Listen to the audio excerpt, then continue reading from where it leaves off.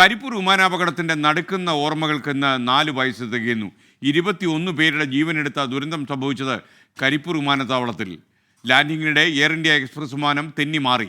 ജീവൻ പണയം വെച്ച് രക്ഷാപ്രവർത്തനത്തിനിറങ്ങിയ പ്രദേശവാസികളുടെ ആത്മവിശ്വാസവും സമയോചിതമായ ഇടപെടലുമായിരുന്നു വൻ ദുരന്തത്തിൽ നിന്ന് പലരെയും രക്ഷപ്പെടുത്തിയത്.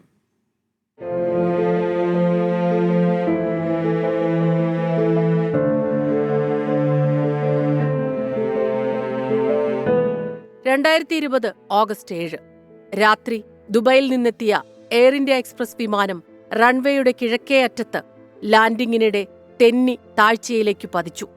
വീഴ്ചയുടെ ആഘാതത്തിൽ വിമാനം 3 പിളർന്നു. 2 പൈലറ്റുമാരും 19 യാത്രക്കാരും ഉൾപ്പെടെ 21 പേർക്ക് ജീവൻ നഷ്ടമായി. 169 പേർക്ക് പരുക്ക്.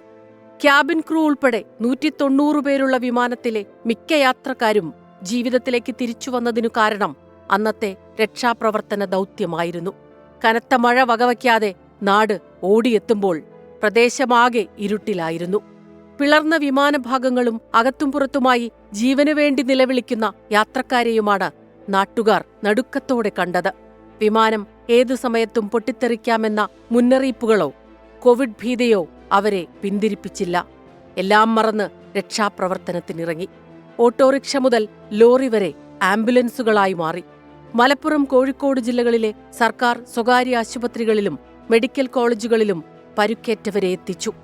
ജീവൻ പണയം വച്ചുള്ള ആ രക്ഷാപ്രവർത്തനത്തിന് ലോകത്തിന്റെ വിവിധ ഭാഗങ്ങളിൽ നിന്ന് അഭിനന്ദന പ്രവാഹമായിരുന്നു.